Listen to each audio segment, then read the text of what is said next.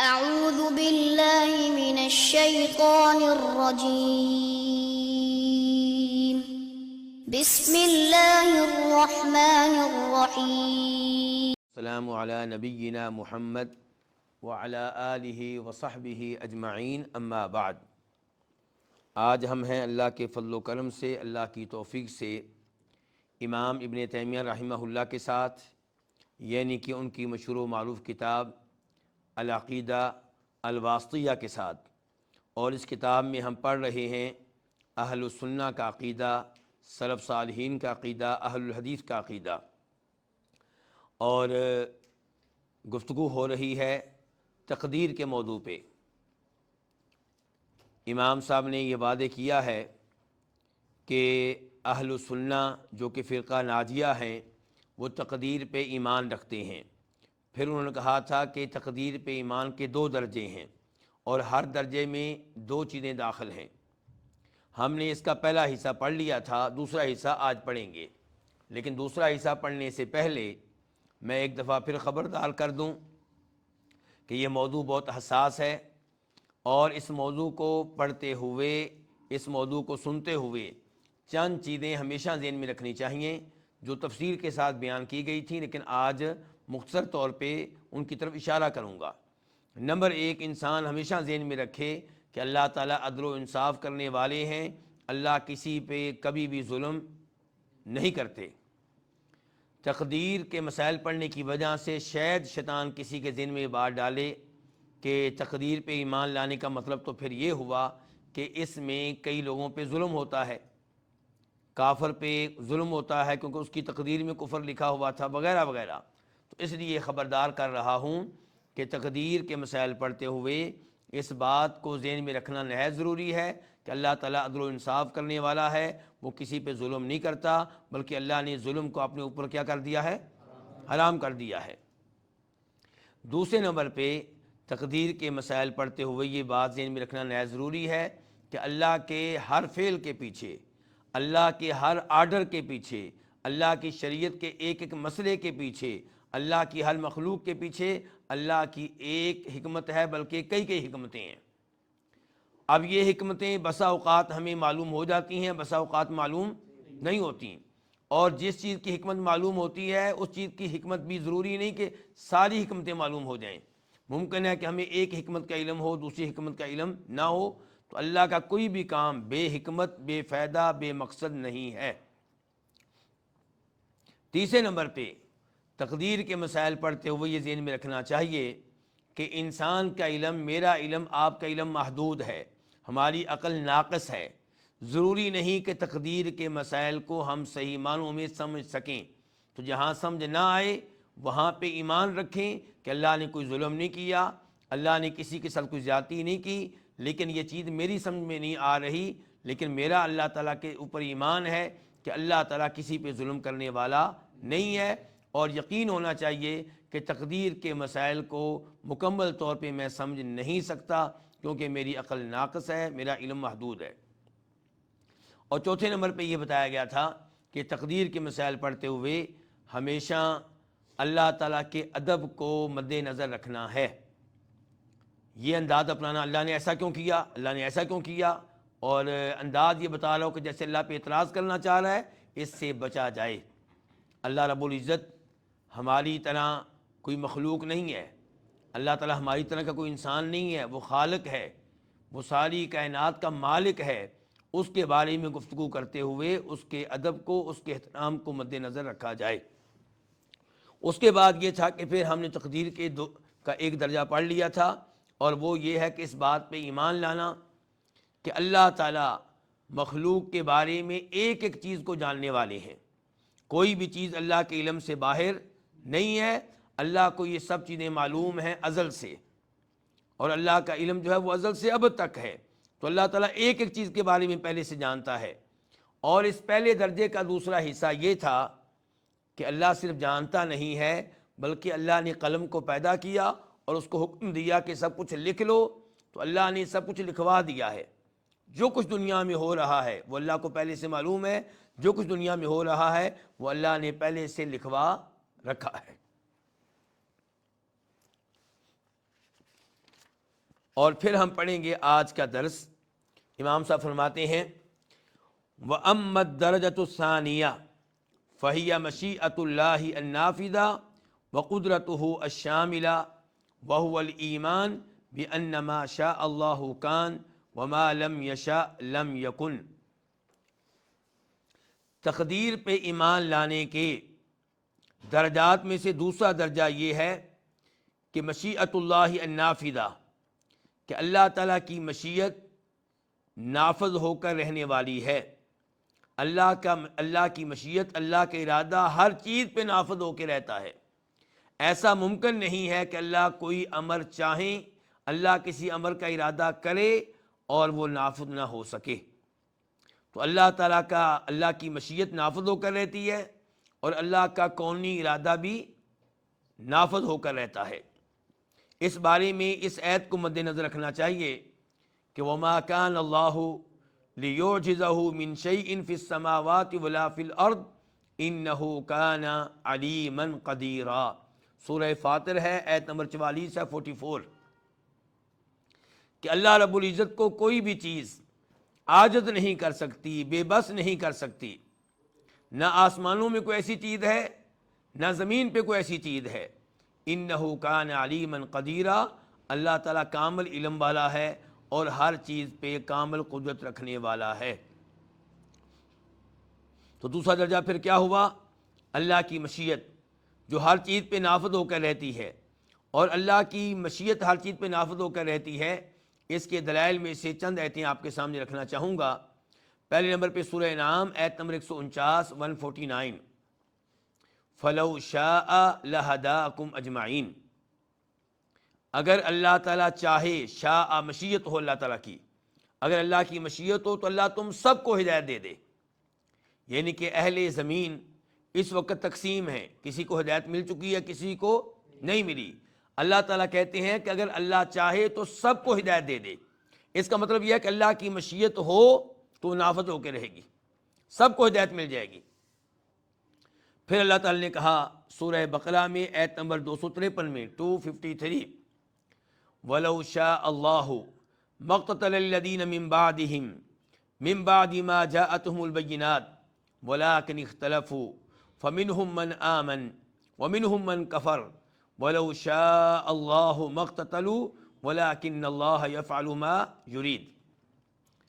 اگر اللہ تعالیٰ چاہتا، اگر اللہ کی مشیت ہوتی، وَلَوْ شَاءَ، اگر اللہ کی مشیت ہوتی، اگر اللہ تعالیٰ چاہتا تو یہ لوگ آپس میں نہ لڑتے، ان کے پاس حق آ جانے کے بعد، واضح دلائل آ جانے کے بعد۔ وَلَٰكِنِ اخْتَلَفُوا، لیکن انہوں نے آپس میں اختلاف کیا۔ اختلاف کے نتیجے میں کیا ہوا؟ فَمِنْهُم مَّنْ آمَنَ، کوئی ایمان لے آیا، وَمِنْهُم مَّنْ كَفَرَ، کسی نے کفر اختیار کیا۔ وَلَوْ شَاءَ اللَّهُ مَا اقْتَتَلُوا، اگر اللہ کی مشیت ہوتی ہے، اگر اللہ کا ارادہ ہوتا تو یہ آپس میں نہ لڑتے۔ تو اس آیت سے پتہ چلا کہ اللہ کی مشیت ہو تو انسانوں کی آپس میں لڑائی نہ ہو۔ لڑائی ہو رہی ہے تو اس کے پیچھے بھی اللہ تعالیٰ کی کیا ہے؟ مشیت ہے۔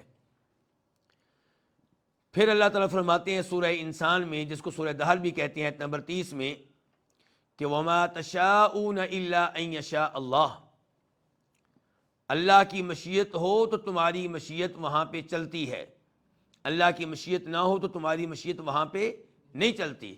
اللہ کا ارادہ ہو تو انسان کا ارادہ پورا ہوتا ہے، اللہ کا ارادہ نہ ہو تو انسان کا ارادہ ناکام ہو جاتا ہے۔ تو اس ایسے پتہ چلا کہ انسان کی مشیت، بندے کی مشیت اللہ کی مشیت کے تابع ہے۔ تو امام صاحب کہہ رہے ہیں یہاں پہ تقدیر پہ ایمان لانے کے درجات کا تذکرہ کرتے ہوئے کہ دوسرا درجہ یہ ہے کہ مشیت اللہ نافذہ، اللہ کی مشیت نافذ ہو کر رہتی ہے ہر چیز میں۔ وقدرتہ الشاملہ، اور اللہ کی قدرت شامل ہے ایک ایک چیز کو، کوئی بھی چیز اللہ کی قدرت سے باہر نہیں ہے۔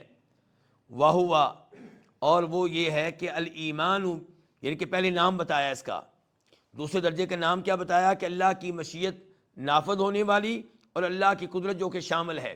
اب اس کی وضاحت کر رہے ہیں امام ابن تیمیہ رحمہ اللہ، کہتے ہیں وہوا، اور وہ یہ ہے کہ الایمان، ایمان لانا اس بات پہ کہ بِأَنَّ مَا شَاءَ اللَّهُ كَانَ، جو اللہ چاہے وہ ہوتا ہے، وما لم یشاء لم یکن، اور جو وہ نہ چاہے وہ نہیں ہوتا، وَأَنَّهُ مَا فِي السَّمَاوَاتِ وَمَا فِي الْأَرْضِ مِنْ حَرَكَةٍ وَلَا سُكُونٍ إِلَّا بِمَشِيئَةِ اللَّهِ سُبْحَانَهُ، اور آسمان و زمین میں کوئی حرکت نہیں اور نہ کوئی سکون مگر وہ اللہ کی مشیت سے ہوتا ہے۔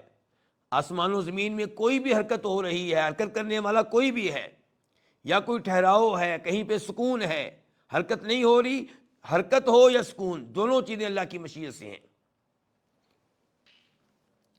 لا یکون فی ملکہ ما لا یرید، اللہ تعالیٰ کی بادشاہت میں کوئی ایسا کام نہیں ہوتا جو اللہ تعالیٰ نہ چاہے، جس کے پیچھے اللہ کا ارادہ نہ ہو۔ یہاں پہ ارادے سے کیا مراد ہے؟ یہاں پہ ارادے سے مراد ہے اللہ کا کونی ارادہ۔ میں اور آپ جانتے ہیں کہ اللہ کے ارادے کی دو اقسام ہیں، ایک اللہ کا شرعی ارادہ، ایک اللہ تعالیٰ کا کونی ارادہ۔ اللہ کا کونی ارادہ نافذ ہو کر رہتا ہے، اس میں کوئی رکاوٹ نہیں بن سکتا، اور اللہ تعالیٰ کا شرعی ارادہ کبھی پورا ہوتا ہے، کبھی پورا نہیں ہوتا۔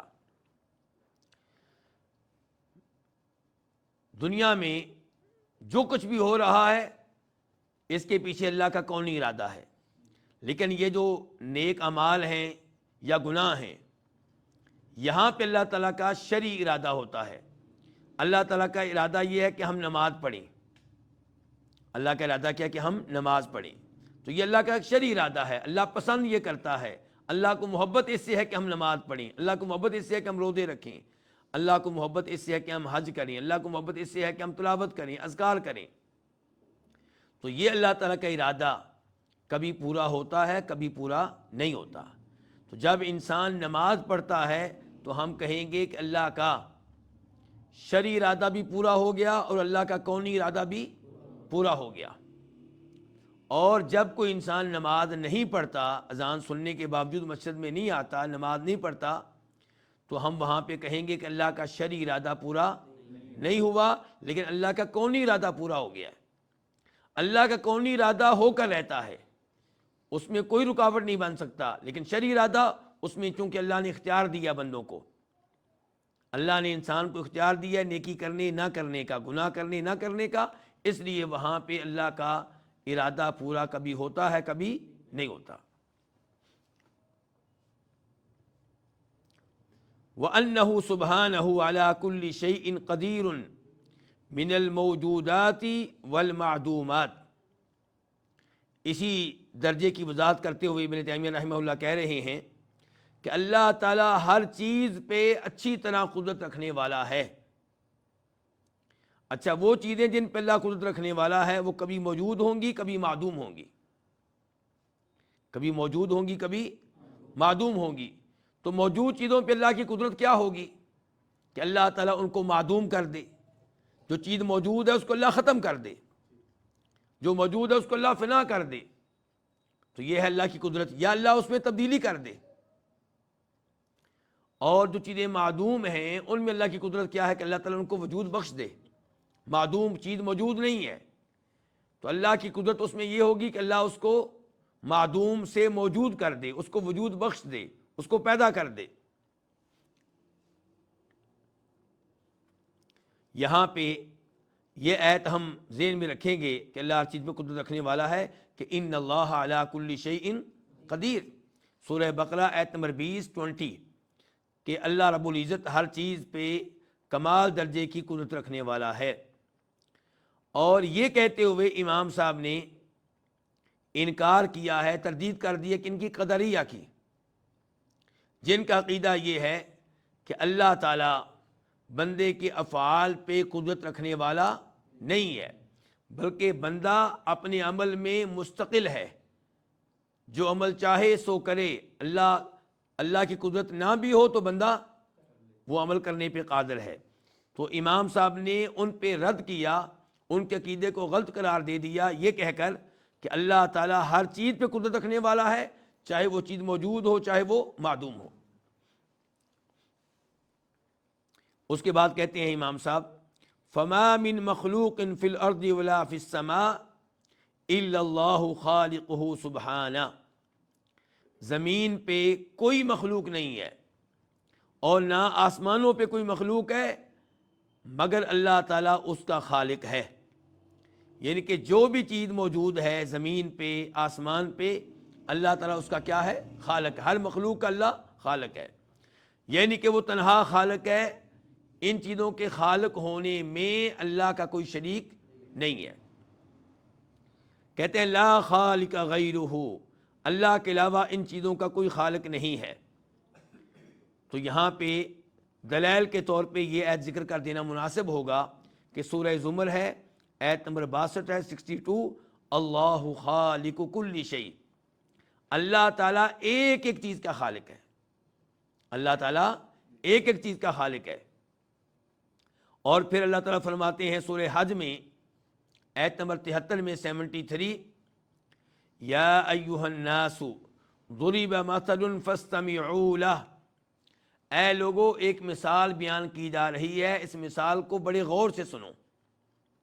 وہ مثال کیا ہے کہ ان الذین تدعون من دون اللہ لن يخلقوا ذبابا ولو اجتمعوا لہ وَإِن يَسْلُبْهُمُ الذُّبَابُ شَيْئًا لَا يَسْتَنقِذُوهُ مِنْ ضَعْفِ الطَّالِبِ وَالْمَطْلُوبِ، کہ جن کو بھی تم اللہ کے علاوہ پکارتے ہو، اب انسان جن کو اللہ کے علاوہ پکارتا ہے ان کو انسان عام چیز نہیں سمجھتا، ان کو انسان کیا سمجھتا ہے؟ مشکل کشا، حاجت روا، مختار کل، غوث اعظم۔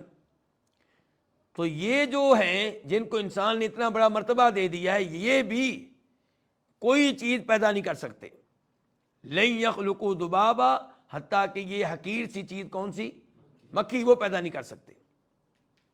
اللہ نے کہا اگرچہ مکھی کو پیدا کرنے کے لیے سب مل جائیں، سب کی محنتیں ایک ہو جائیں، سارے اپنا زور لگا لیں، ایک مکھی پیدا نہیں کر سکتے۔ بلکہ اگر مکھی ان سے کوئی چیز چھین کر چلی جائے تو یہ اس سے واپس نہیں لے سکتے۔ انسان کھانا کھا رہا ہوتا ہے، مکھی آتی ہے، کوئی کھانے کا ذرا اٹھایا اور گئی، تو انسان اس سے وہ چیز واپس نہیں لے سکتا۔ تو اس آیت سے بھی پتہ چلا کہ اللہ کے علاوہ کوئی خالق نہیں ہے، صرف اللہ تعالیٰ ہی خالق ہے۔ البتہ یہاں پہ ایک اعتراض ہو سکتا ہے، وہ یہ کہ خود قرآن کریم سے ثابت ہے کہ خالق کئی ایک ہیں۔ ابن تیمیہ رحمہ اللہ نے کیا کہا تھا؟ اللہ کے علاوہ کوئی خالق نہیں ہے، اور دلیل بھی دی اللہ خالق کل شیء۔ لیکن قرآن کریم کی دوسری آیت سے ثابت ہے کہ فتبارک اللہ احسن الخالقین، اللہ تعالیٰ بہت بابرکت ہے جو تمام خالقوں میں سب سے اچھا ہے، سب سے بہتر ہے۔ اس کا مطلب یہ ہے کہ خالق کئی ایک ہوئے۔ تو بظاہر قرآن کریم کی ان دو آیتوں میں کیا ہو گیا؟ ٹکراؤ ہو گیا، تضاد ہو گیا۔ ایک آیت بتا رہی ہے کہ ہر چیز کا خالق ایک اللہ ہی ہے، دوسری آیت بتا رہی ہے کہ خالق تو کئی ایک ہیں لیکن ان میں اچھا خالق جو ہے وہ اللہ رب العزت ہے۔ تو اب ان دو آیتوں میں جب تضاد ہوا تو کیا کریں؟ اس معاملے میں رابطہ قائم کرنا چاہیے بھلا کس سے؟ جاوید احمد غامدی صاحب سے۔ ان سے پوچھنا چاہیے کہ ان دو آیتوں کا کیا کریں، کس آیت کو چھوڑنا ہے، کس آیت کو لینا ہے۔ یعنی کہ کیا یہاں پہ بھی وہی اصول لاگو کریں گے جو اصول آپ لاگو کیا کرتے ہیں کن پہ؟ احادیث پہ۔ احادیث میں جہاں کہیں تھوڑا بہت ٹکراؤ محسوس ہو، ٹکراؤ ہوتا نہیں ہے لیکن ٹکراؤ محسوس ہو ہماری ناقص عقل کو، تو منکرین احادیث کا کہنا ہوتا ہے کہ معلوم ہوا کہ احادیث اس قابل نہیں ہے کہ ان پہ اعتماد کیا جائے۔ جب بھی قرآن کی کسی آیت میں اور حدیث میں ٹکراؤ ہوگا تو کہیں گے احادیث کو چھوڑ دو، اور وہ باقاعدہ اصول دیا کرتے ہیں منکرین احادیث کہ احادیث کو پیش کیا جائے گا کس کے سامنے؟ قرآن کے سامنے۔ تو اگر احادیث قرآن کے خلاف ہوں گی تو ان کو چھوڑ دیا جائے گا، گویا کہ احادیث قابل اعتماد نہیں ہے۔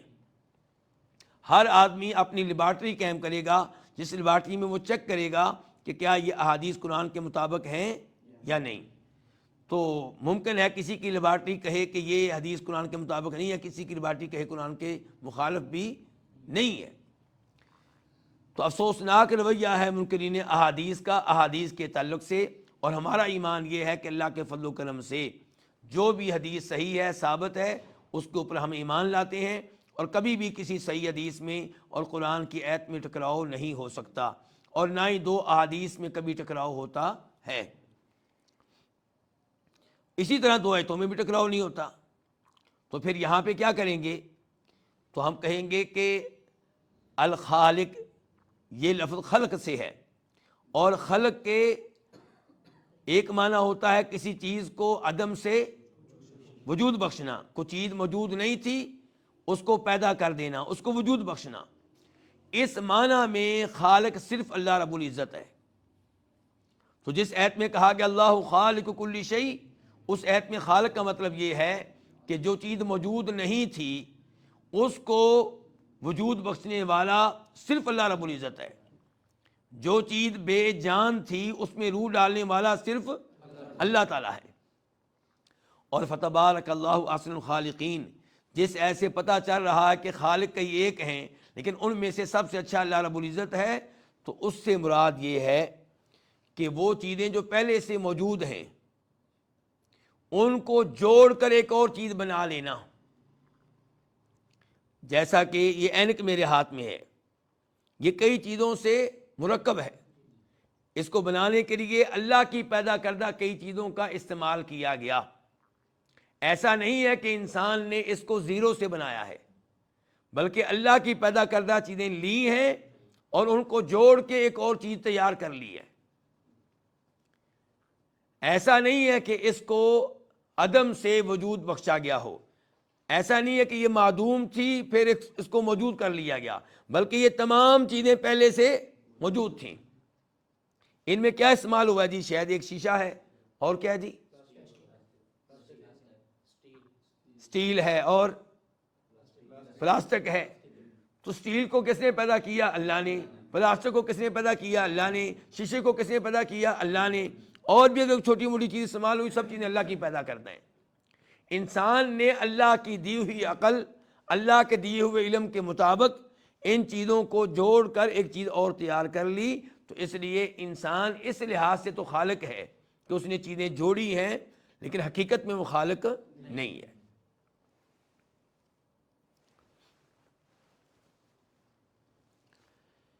تو امام صاحب کہہ رہے ہیں کہ زمین میں جو بھی مخلوق ہے، آسمانوں پہ جو بھی مخلوق ہے، اس کا خالق صرف اللہ تعالیٰ ہے، اللہ کے علاوہ کوئی خالق نہیں ہے۔ ولا رب سوا۔ پھر کہتے ہیں کہ اللہ تعالیٰ کے علاوہ ان چیزوں کا کوئی رب بھی نہیں ہے۔ ہر چیز کا رب کون ہے؟ اللہ۔ اچھا، رب کہتے کس کو ہیں؟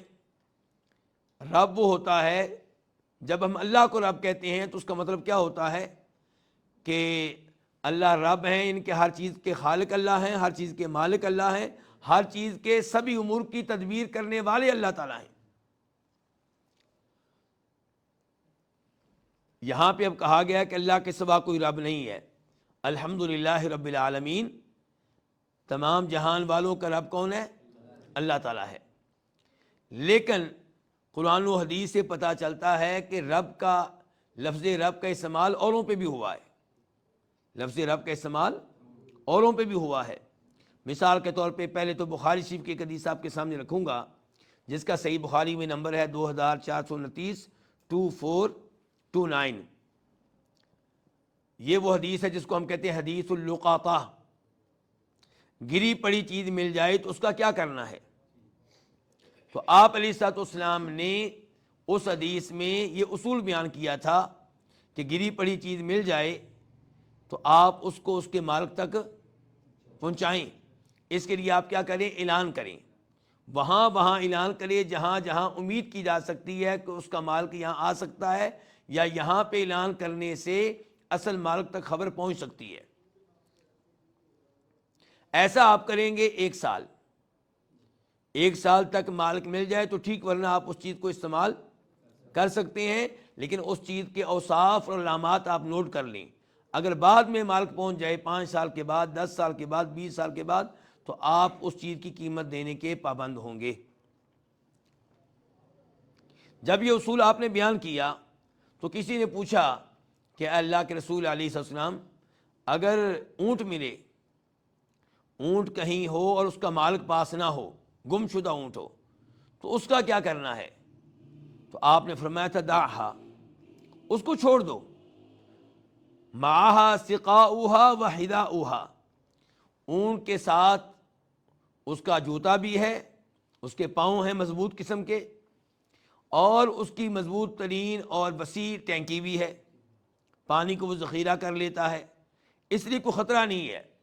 تالد الماء، جہاں اس کو پانی ملے گا وہ پانی پینا شروع کر دے گا، وتاکل الشجرہ، جہاں درخت نظر آئیں گے درختوں کے پتے کھا لے گا، حتی یجدہا ربہا، حتیٰ کہ اس تک پہنچ جائے گا اس کا رب۔ ہم ترجمہ اردو میں کیا کرتے ہیں؟ اس کا مالک۔ تو یہاں پہ لفظ رب اللہ تعالیٰ کے علاوہ کسی اور پہ استعمال ہوا ہے، یعنی کہ گویا کہ اونٹ کا رب کون ہوا؟ اس کا مالک۔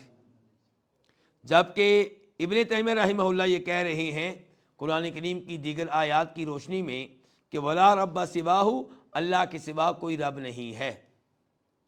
تو اب اس کا پھر کیا جواب ہے جی؟ کیسے تطبیق دیں گے؟ اور یوسف علیہ السلام نے کہا تھا کس سے؟ جو جیل میں ان کے ساتھ تھے دو آدمی، اور ان سے خواب کی تعبیر پوچھنے کے لیے آئے تھے، تو خواب کی تعبیر ان کو بتائی، تبلیغ بھی کی، توحید بھی بتائی، شرک سے منع بھی کیا، اور جس آدمی کے بارے میں ان کو امید تھی کہ اس کو رہائی ملے گی، جیل سے نکالا جائے گا اور دوبارہ بادشاہ کے پاس جانے کا اس کو موقع ملے گا، اس سے کیا کہا تھا؟ اذکرنی عند ربک، کہ اپنے رب کے پاس میرا تذکرہ کرنا۔ تو اس آیت میں بھی رب کہا گیا ہے بادشاہ کو اس آدمی کا، اور کہنے والے کوئی اور نہیں، نبی ہیں یوسف علیہ السلام۔ تو اب پھر کیا تطبیق دی جائے جی؟ کیسے دونوں چیزوں کو ایک ساتھ لے کر چلا جائے؟ دیکھیں، کسی کو یہ کہا جا سکتا ہے کہ یہ فلاں چیز کا رب ہے، یعنی کہ مالک ہے فلاں چیز کا۔ کل کائنات کا مالک کسی کو نہیں کہا جا سکتا۔ کل کائنات کا مالک کون ہے؟ ایک اللہ۔ کل کائنات کا رب ایک اللہ ہے۔ دوسرے نمبر پہ انسان کو جب کہا جاتا ہے کہ فلاں چیز کا رب ہے، یعنی کہ مالک ہے، تو اس کی ربوبیت ناقص ہوتی ہے۔ اس کی ربوبیت کیا ہوتی ہے؟ ناقص ہوتی ہے۔ مثال کے طور پہ آپ اونٹ کو لے لیں، انسان اونٹ کا رب ہے جی، کیا رب ہے؟ موقع ملتے ہی اونٹ کئی دفعہ اسی کو پکڑ لیتا ہے اپنے رب کو، اور اس کو کاٹ لیتا ہے، اس کو قتل کر دیتا ہے، اس کو اوپر چڑھ جاتا ہے، اور کبھی اس سے بھاگ کھڑا ہوتا ہے، رب کو پتہ ہی نہیں کہ میرا مربوب، میرا اونٹ کہاں گیا۔ اور کبھی یہ اس کا جناب مربوب، یعنی کہ جس کا مالک ہے اونٹ، بیمار ہو جاتا ہے، اور یہ بیچارہ اب دعائیں کر رہا ہے کہ یا اللہ اس کو شفا دے۔ شفا کے لیے رابطہ کیسے قائم کر رہا ہے؟ اللہ سے، اور سبب کے طور پہ کس کے پاس جا رہا ہے؟ ڈاکٹر کے پاس، جانوروں کے ڈاکٹر کے پاس جا رہا ہے۔ کئی دفعہ اس کا اونٹ پانی پینا چاہتا ہے، اس کے پاس پانی میسر نہیں ہوتا۔ کئی دفعہ یہ اس کا اونٹ تھک جاتا ہے، آگے چلنے سے انکار کر دیتا ہے۔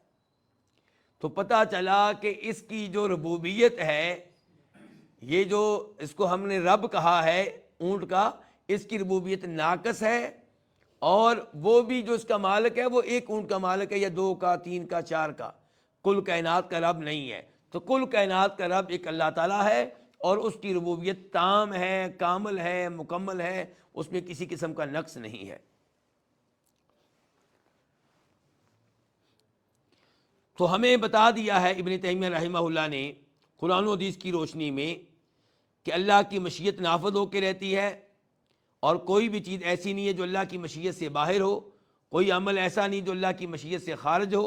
اور یہ بھی بتا دیا کہ ہر چیز کا اللہ خالق ہے، ہر چیز، چاہے وہ آسمانوں پہ ہو چاہے زمین پہ۔ اب تقدیر کے 4 مراتب ہوئے۔ ابن تیمیہ نے جو گنتی اختیار کی اس کے لحاظ سے 2 بنے۔ وہ کہتے ہیں 2 درجے ہیں، ہر درجے میں 2 چیزیں ہیں۔ تو خلاصہ یہی ہوا کہ تقدیر کے مراتب کتنے ہوئے؟ 4۔ تو پہلا کیا ہے؟ العلم۔ پہلا کیا ہے شیخ عمر؟ العلم۔ کہ اللہ تعالیٰ ہر چیز کا علم رکھنے والا ہے. اور دوسرے نمبر پہ کیا ہے؟ الکتابہ. دوسرا درجہ کیا ہے؟ الکتابہ. دوسرا مرتبہ کیا؟ الکتابہ، یعنی کہ اللہ نے ہر چیز کو لکھوا رکھا ہے. اور تیسرا کیا ہے؟ مشیئہ، کہ دنیا میں جو کچھ ہو رہا ہے اللہ کی مشیت سے ہو رہا ہے، کوئی چیز اللہ کی مشیت سے باہر نہیں ہے. چوتھے نمبر پہ الخلق، ہر چیز کا خالق کون ہے؟ اللہ تعالیٰ. اچھا، اللہ ہر چیز کا خالق ہے، اس میں انسان کے اعمال بھی داخل ہیں. اللہ ہر چیز کا خالق ہے، انسان کے اعمال اور افعال کا خالق بھی اللہ تعالیٰ ہے.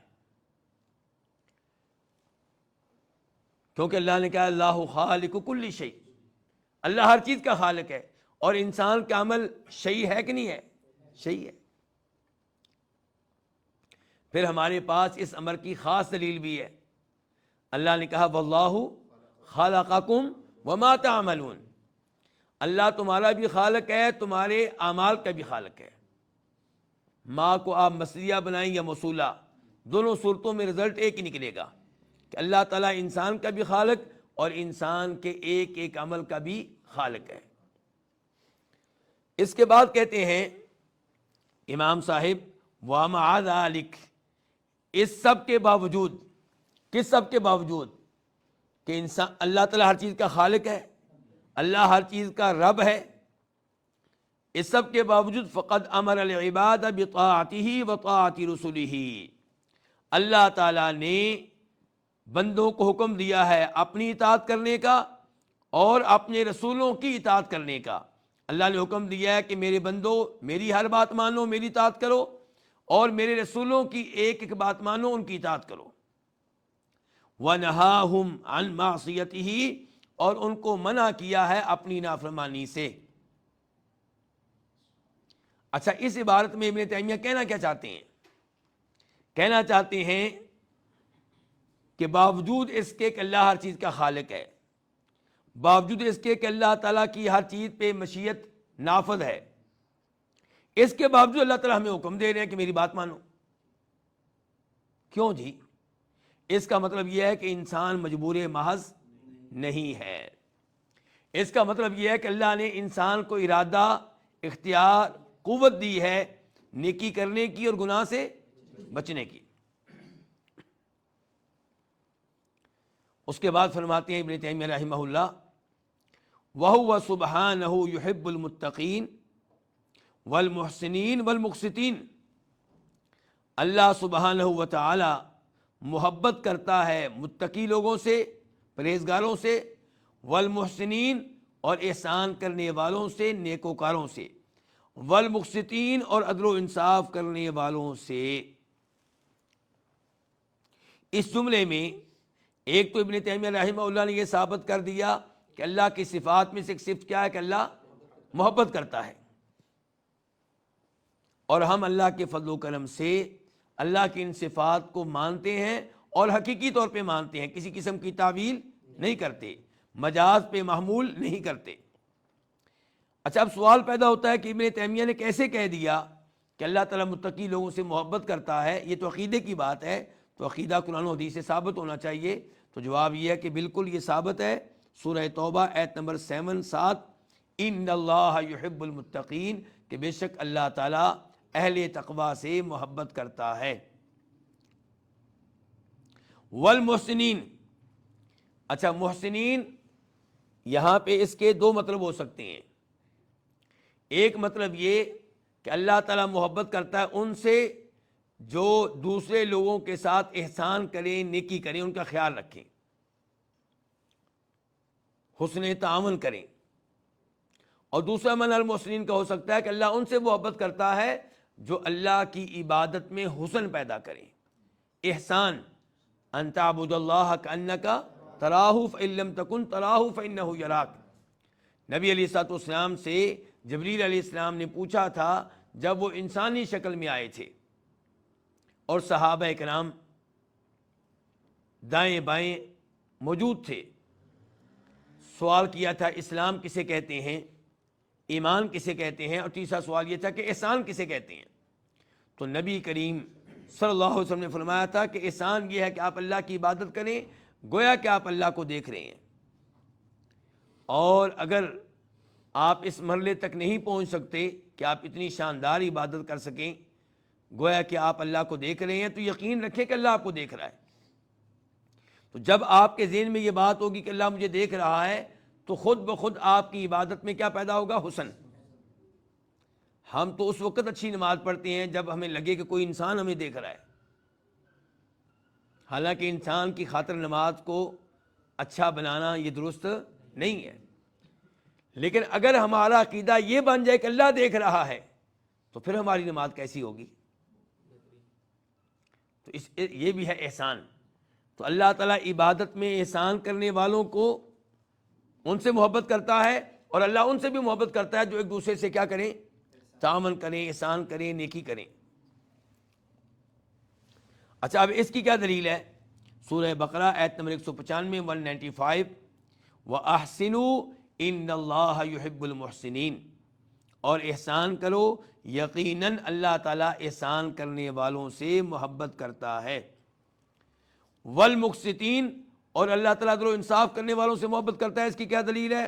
سورہ حجرات آیت نمبر 9 وَأَقْسِطُوا إِنَّ اللَّهَ يُحِبُّ الْمُقْسِطِينَ، اور عدل و انصاف کرو، بے شک اللہ تعالیٰ انصاف کرنے والوں سے محبت کرتا ہے۔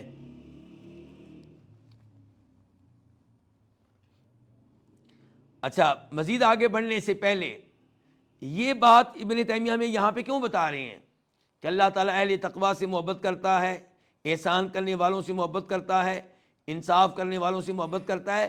یہاں پہ تقدیر کے موضوع پہ ابن تیمیہ یہ بات ہمیں کیوں بتا رہے ہیں؟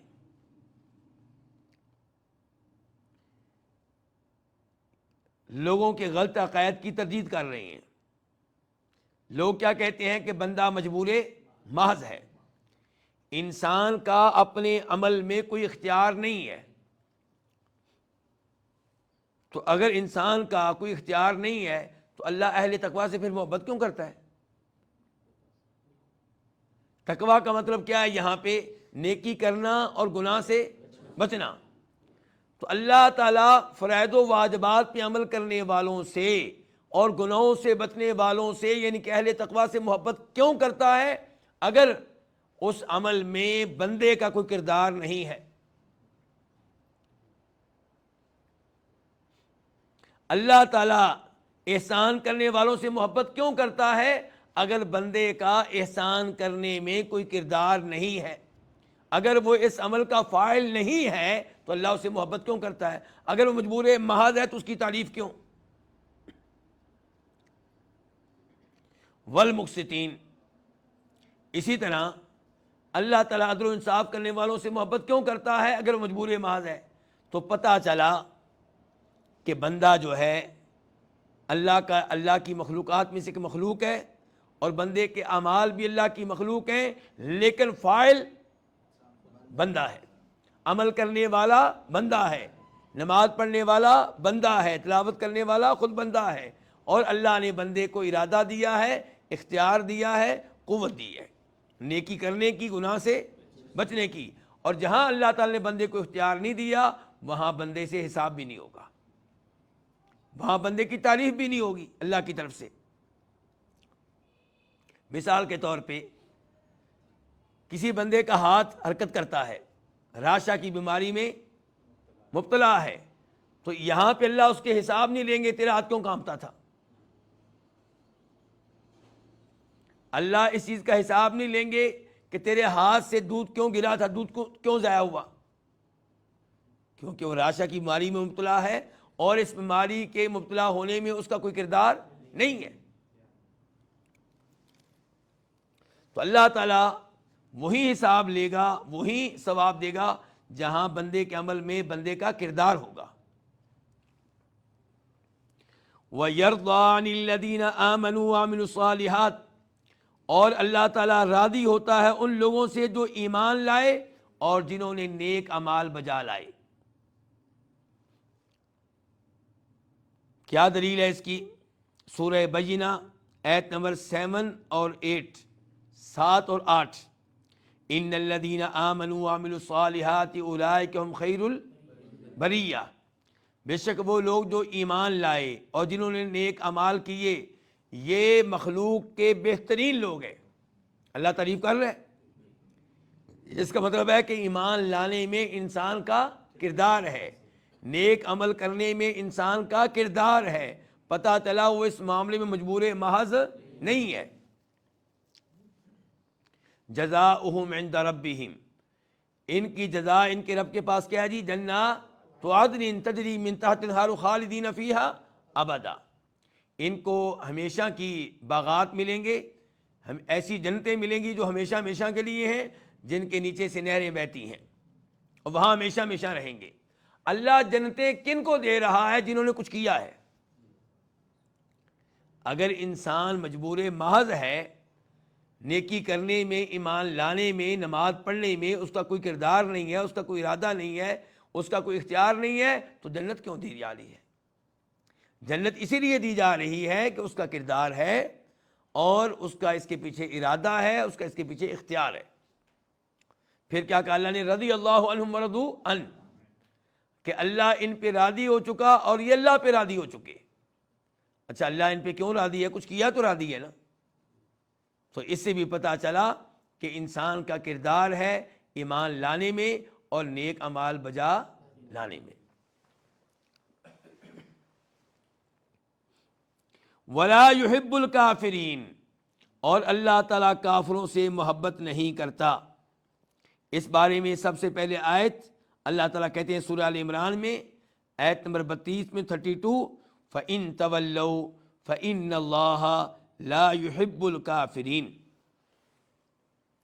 اس سے پہلے اللہ نے کیا کہا؟ اطیعوا اللہ والرسول، کہ اللہ تعالیٰ کی اطاعت کرو، اللہ کے رسول کی اطاعت کرو، اللہ کا ایک ایک حکم مانو، اللہ کے رسول علیہ الصلوۃ والسلام کا ایک ایک حکم مانو۔ پھر اللہ نے کہا فَإِن تَوَلَّوْا، اگر تم اعراض کرو یا یہ اعراض کریں تو اللہ تعالیٰ کافروں سے محبت نہیں کرتا۔ اس سے پتہ چلا کہ جو اللہ کے رسول کی بات بالکل نہ مانے وہ کافر ہے، کیونکہ اللہ نے کہا ایمان لاؤ، وہ ایمان نہیں لاتا تو وہ کافر ہوا، اور اللہ تعالیٰ نے بتا دیا کہ میں اس کافر سے محبت نہیں کرتا۔ اچھا جی محبت کیوں نہیں کرتا؟ کیونکہ اس کو اللہ نے اختیار دیا تھا، ارادہ دیا تھا ایمان لانے کا اور ایمان نہ چھوڑنے کا، لیکن وہ ایمان نہیں لایا۔ اس کی سزا اللہ نے یہ دی کہ اللہ نے اس کو اپنی محبت سے محروم کر دیا، اور جس سے اللہ محبت نہیں کرتا وہ کہاں جائے گا؟ جہنم میں جائے گا۔ تو اس ایسے بھی پتہ چلا کہ اگرچہ یہ کفر واقع ہوا ہے اللہ کی مشیت سے، لیکن اس میں انسان کا کردار ہے، انسان کا ارادہ ہے، انسان کا اختیار ہے، انسان کی قدرت ہے۔ اور اس سے یہ بھی پتہ چلا کہ یہ کفر اللہ تعالیٰ کے ہاں محبوب نہیں ہے، اللہ تعالیٰ اس پہ راضی نہیں ہے، لیکن یہ کفر ہوا اللہ کی مشیت سے ہے۔ یہ ممکن نہیں ہے کہ اس زمین پہ کوئی بھی کام اللہ کی مشیت کے بغیر ہو جائے۔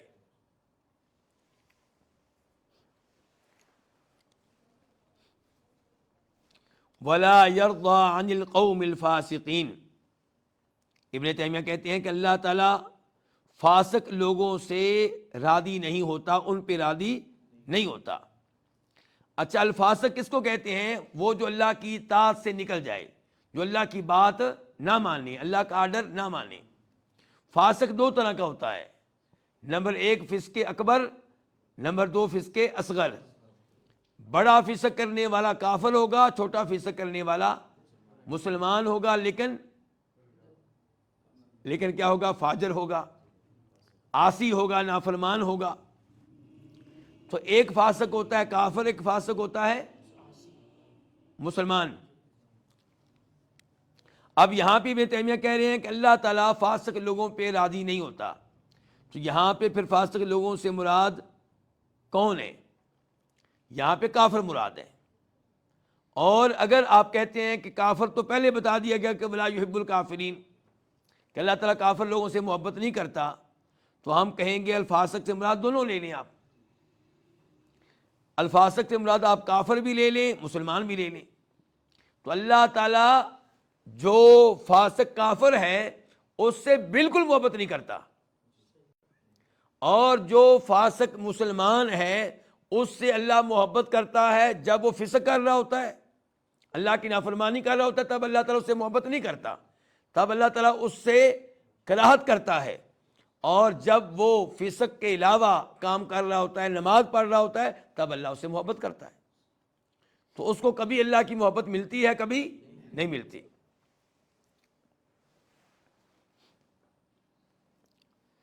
اچھا، اس بات کی کیا دلیل ہے کہ فاسق دو طرح کا ہوتا ہے؟ قرآن کریم پہ غور کر لیں، سورہ سجدہ آیت نمبر 18 افمن کان مؤمنا کمن کان فاسقا. جو مومن ہے کیا وہ فاسق کی طرح ہو سکتا ہے؟ تو مومن کا مد مقابل کون ہوتا ہے؟ کافر. اور ایک تو ہمیں یہاں فاسق سے مراد کافر ہے، ایک تو ہمیں پتا چلا اس طرح کہ فاسق کا مقابلہ کیسے ہو رہا ہے؟ مومن سے. دوسرے نمبر پہ آگے جو اللہ نے تفصیل ذکر کی ہے کہ مومن جو ہے وہ کہاں جائے گا؟ جنت میں، اور فاسق کہاں جائے گا؟ جہنم میں. تو اس سے بھی پتا چلا کہ مومن سے مراد یہاں پہ مومن ہے، اور فاسق سے مراد یہاں پہ کافر ہے. اب ہم آتے ہیں دوسرے فاسق کی طرف. تو اللہ تعالیٰ کہتے ہیں قرآن حکیم میں، یا ایھا الذین آمنوا، اے ایمان والو، ان جاءکم فاسق بنبأ فتبینوا، اگر تمہارے پاس کوئی فاسق کوئی خبر لے کر آئے تو فوری طور پہ اس بات پہ خبر پہ یقین نہ کرو، پہلے تحقیق کر لو. تو یہاں پہ فاسق سے مراد کون ہے؟ مسلمان فاسق، نافرمان، فاجر. کافر مراد نہیں ہے، کیونکہ کافر کی بات تو ناقابل یقین ہے. تو یہاں پہ مسلمان کی بات ہو رہی ہے کہ مسلمان اگر فاسق ہے، عادل نہیں ہے، تو اس کی خبر کی پہلے تحقیق کی جائے گی، فوری طور پہ اس پہ اعتماد نہیں کیا جائے گا.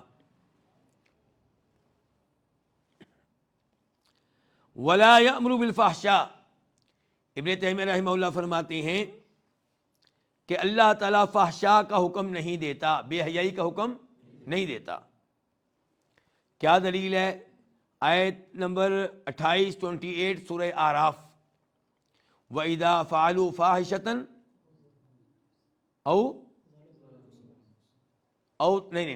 وَإِذَا فَعَلُوا فَاحِشَةً قَالُوا وَجَدْنَا عَلَيْهَا آبَاءَنَا. جب یہ کوئی بے حیائی کا کام کرتے ہیں تو کہتے ہیں کہ ہم نے اسی کام پہ پایا تھا اپنے آبا کو، باپ دادا ہمارے یہی کچھ کرتے تھے. واللہ امرنا بہا، اور اللہ نے بھی ہمیں یہی حکم دیا ہے. گویا کہ اپنی بے حیائی کے حق میں دو دلائل دیے، ایک یہ کہ باپ دادا یہ کرتے تھے، باپ دادا غلط نہیں کر سکتے، اور دوسرے نمبر پہ یہ کہ اللہ نے ہمیں اس کا کیا دیا؟ حکم دیا ہے. اچھا، اللہ نے ایک دلیل کا جواب دیا، دوسری کا جواب نہیں دیا. اللہ نے کہا قل ان اللہ لا یأمر، کہہ دیجئے کہ اللہ تعالیٰ بے حیائی کا حکم نہیں دیتا. لیکن اللہ نے یہ نہیں کہا کہ تمہارے باپ دادا یہ نہیں کرتے تھے، کیونکہ وہ تو واقعی کرتے تھے. وہ تو بات صحیح ہے، وہ تو بات صحیح ہے کہ باپ دادا یہ کام کرتے تھے. وہ الگ بات ہے کہ باپ دادا کا یہ کام کرنا کوئی دلیل نہیں ہے، وہ دلیل ہے ہی نہیں. وہ دلیل جس کو دلیل سمجھا ہے وہ دلیل بنتی نہیں ہے. تو یہ دلیل بنتی ہے کہ اللہ تعالیٰ نے حکم دیا، لیکن یہ دلیل غلط ہے. اللہ نے حکم دیا ہی نہیں. تو فرمایا اتقولون علی اللہ، کیا تم اللہ کے ذمے وہ بات لگاتے ہو جس کی حقیقت کا تمہیں علم ہی نہیں؟ تو بہرحال یہاں پہ کیا کہا گیا کہ ولا یأمر بالفحشاء، اللہ بے حیائی کا حکم نہیں دیتا. اچھا، لیکن اس کے باوجود بے حیائی ہو رہی کہ نہیں ہو رہی؟ بے حیائی ہو رہی ہے. تو کیا اللہ کی مشیت کے مطابق ہو رہی ہے؟ جی ہاں، اللہ کی مشیت کے مطابق ہو رہی ہے. کیا اس کے پیچھے اللہ کا ارادہ ہے؟ جی ہاں، اللہ کے ارادے کی دو اقسام ہیں، ایک اللہ کا ارادہ کونیہ، ایک اللہ کا ارادہ شرعیہ. تو بے حیائی کا ارتکاب جب ہوتا ہے اس کے پیچھے اللہ کا کونی ارادہ ہوتا ہے، اس کے پیچھے اللہ کا شرعی ارادہ نہیں ہوتا. وَلَا يَرْضَى لِعِبَادِهِ الْكُفْرَ، اور اللہ تعالیٰ اپنے بندوں کے لیے کفر کو پسند نہیں کرتا. اللہ بندوں سے ہونے والے کفر پہ راضی نہیں ہوتا. یہ آیت ہے سورہ زمر، آیت نمبر 7 ان تکفروا فإن اللہ غنی عنکم ولا یرضی لعبادہ الکفر. اگر تم کفر کرو گے تو اللہ تعالیٰ تم سے مستغنی ہے، بے نیاز ہے، کافر بن جاؤ، اللہ تمہارا کوئی محتاج نہیں ہے، اللہ کو تمہاری کوئی ٹینشن نہیں ہے۔ لیکن اللہ نے یہ بتا دیا کہ وَلَا يَرْضَىٰ لِعِبَادِ الْكُفْرَ، کہ میں تمہارے کفر پہ راضی نہیں ہوں۔ اچھا، اب اس کے باوجود کفر تو ہو رہا ہے، تو کفر ہو رہا ہے اللہ کی مشیت سے۔ جہاں تک تعلق ہے ارادے کا، تو ارادہ دو طرح کا ہوتا ہے، ایک ہے کونی ارادہ، ایک ہے شرعی ارادہ۔ تو کفر جب بھی ہوتا ہے وہ اللہ تعالیٰ کے کونی ارادے سے ہوتا ہے، اس کے پیچھے اللہ کا شرعی ارادہ نہیں ہے۔ وَلَا يُحِبُّ الْفَسَادَ، اور اللہ تعالیٰ فساد سے محبت نہیں کرتا۔ یہ بات ابن تیمیہ رحمہ اللہ نے کہاں سے لی؟ سورہ بقرہ آیت نمبر 205 205، وَإِذَا تَوَلَّى سَعَىٰ فِي الْأَرْضِ لِيُفْسِدَ فِيهَا وَيُهْلِكَ الْحَرْثَ وَالنَّسْلَ وَاللَّهُ لَا يُحِبُّ الْفَسَادَ، کہ یہ منافق جب مسلمانوں کے پاس سے اٹھ کے جاتا ہے، واپس جاتا ہے، تو کیا کرتا ہے؟ فساد کرتا ہے اور برباد کرتا ہے کھیتیوں کو، جانوروں کو۔ اللہ نے کہا کہ اس کا یہ عمل فساد ہے، واللہ لا یحب الفساد، اور اللہ تعالیٰ فساد سے محبت نہیں کرتا۔ اچھا، اس کے باوجود فساد زمین میں موجود ہے؟ بالکل موجود ہے۔ اللہ کی مشیت سے ہو رہا ہے؟ بالکل اللہ کی مشیت سے ہو رہا ہے۔ لیکن کیا اللہ اس کے اوپر راضی ہے؟ بالکل اللہ راضی نہیں ہے۔ تو اس کے پیچھے پھر کیا ہوا؟ اللہ کا کونی ارادہ، شرعی ارادہ اس کے پیچھے نہ ہوا۔ اس ساری تفصیلات کے بعد ابن تیمیہ رحمہ اللہ کہتے ہیں وَالْعِبَادُ فَاعِلُونَ حَقِيقَةً وَاللَّهُ خَلَقَ أَفْعَالَهُمْ، بندے یہ کام کرنے والے ہیں حقیقتاً، یہ کہ جتنے کام پیچھے ذکر ہوئے ہیں کس نے کیے ہیں؟ بندوں نے کیے ہیں، حقیقتاً کیے ہیں، لیکن اللہ تعالیٰ نے ان کے افعال کو پیدا کیا ہے۔ افعال کا خالق اللہ، اور ان افعال کا ارتکاب کرنے والے، ان کو سر انجام دینے والے کون؟ بندے۔ یہاں پہ ابن تیمیہ رحمہ اللہ نے دو گمراہ فرقوں پہ رد کیا ہے۔ نمبر ایک قدریہ پہ، جو کہ معتزلہ وغیرہ ہیں۔ یہ کیا کہتے ہیں کہ بندے ہر کام خود کرنے والے ہیں، حقیقتاً کرنے والے ہیں، لیکن ان کے افعال کا خالق اللہ تعالیٰ نہیں بلکہ وہ خود ہیں۔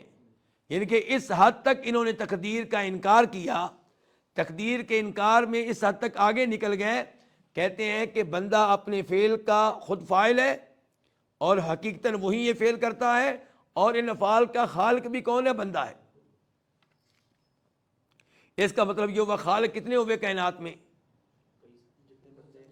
ہر بندہ خالق ہوا، ہر بندہ کیا ہوا؟ خالق ہوا، جبکہ خالق کون ہے؟ ایک اللہ ہے۔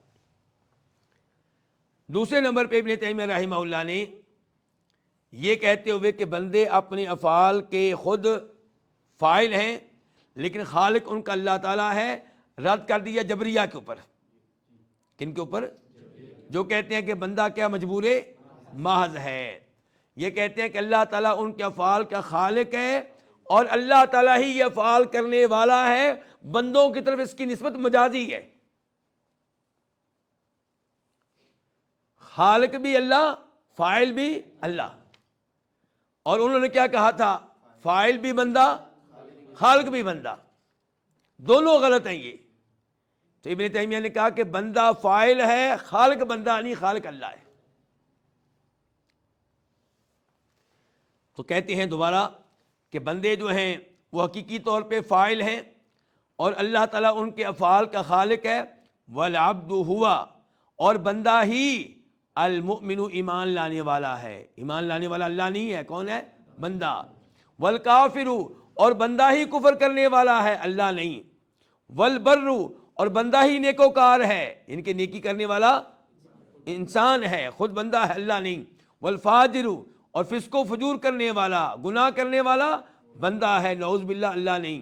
والمصلی، اور نماز پڑھنے والا بندہ ہے، اللہ نہیں۔ والصائم، روزہ رکھنے والا کون ہے؟ بندہ ہے، اللہ نہیں۔ ایمان کا خالق کون؟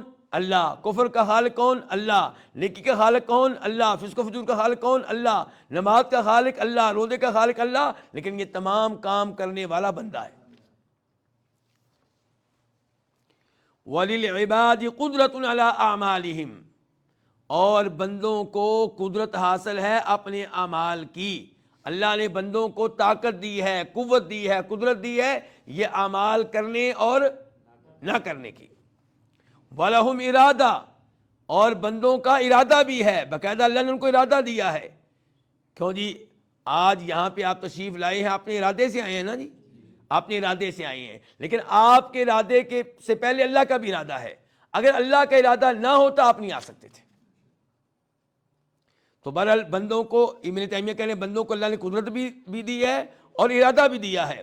واللہ خالقہم، اور اللہ تعالیٰ بندوں کا بھی خالق، و قدرتہم، اور ان کی قدرت کا بھی خالق، و ارادتہم، اور ان کے ارادے کا بھی خالق۔ اس کو آپ یوں بھی پڑھ سکتے ہیں قدرتہم و ارادتہم، کہ اللہ تعالیٰ بندوں کا بھی خالق، ان کو جو قدرت حاصل ہے اس کا خالق بھی اللہ، اور جو ان کو ارادہ حاصل ہے اس کا خالق بھی اللہ۔ کما قال تعالی، جیسا کہ اللہ تعالیٰ نے کہا ہے لمن شاء منکم ان یستقیم۔ اس سے پہلے کیا ہے؟ قرآن کا تذکرہ ہو رہا ہے کہ قرآن لوگوں کے لیے کیا ہے؟ نصیحت ہے۔ قرآن لوگوں کے لیے کیا ہے؟ نصیحت ہے۔ فرمایا لمن شاء منکم ان یستقیم، قرآن نصیحت کس کے لیے ہے؟ جو تم میں سے چاہے کہ وہ سیدھے راستے پہ چلے، جو سیدھے راستے پہ چلنا چاہتا ہے، جس کی مشیت یہ ہے، جس کا ارادہ یہ ہے کہ وہ سیدھے راستے پہ چلے، تو قرآن اس کے لیے نصیحت ہے۔ وما تشاءون الا ان یشاء اللہ رب العالمین، اللہ نے ساتھ ہی خبردار کر دیا، لیکن ایک بات یاد رکھنا کہ تمہاری مشیت نہیں چلے گی مگر تب جب اللہ کی مشیت ہو جو جہانوں کا رب ہے۔ تو انسان کی مشیت رب کی مشیت کے کیا ہے؟ تابع ہے۔ یہیں پہ آج کے درس کا اختتام کرتے ہیں، اور اس موضوع پہ گفتگو آئندہ بھی جاری رہے گی۔ اللہ رب العزت سے توفیق مانگتے ہیں کہ اللہ تعالیٰ ہر معاملے میں ہمیں درست عقیدے پہ رکھے، خصوصاً تقدیر کے مسئلے میں، کیونکہ تقدیر کے مسائل میں بہت سے لوگ گمراہ ہوئے۔ اللہ تعالیٰ ان گمراہیوں سے ہمیں محفوظ رکھے، لیکن محفوظ رہنے کے لیے آپ سبب بنائیں ان 3-4 امور کو جو پہلے میں نے بتائے تھے۔ ہمیشہ ذہن میں رکھیں کہ اللہ تعالیٰ کسی پہ ظلم کرنے والا نہیں ہے، بلکہ اللہ عدل و انصاف کرنے والا ہے، اور اللہ کے ہر فعل کے پیچھے، ہر چیز کے پیچھے کیا حکمت ہے، اور یہ کہ انسان کی عقل محدود ہے، انسان کا علم محدود ہے، انسان اللہ کے معاملات کو نہیں سمجھ سکتا، اللہ کے معاملات کے پیچھے کیا حکمتیں ہیں انسان کبھی سمجھ لیتا ہے کبھی نہیں۔ اور یہ کہ جب بھی اس موضوع پہ گفتگو کریں تو اللہ تعالیٰ کے ادب کو، احترام کو مد نظر رکھیں۔ وآخر دعوانا الحمد للہ رب العالمین۔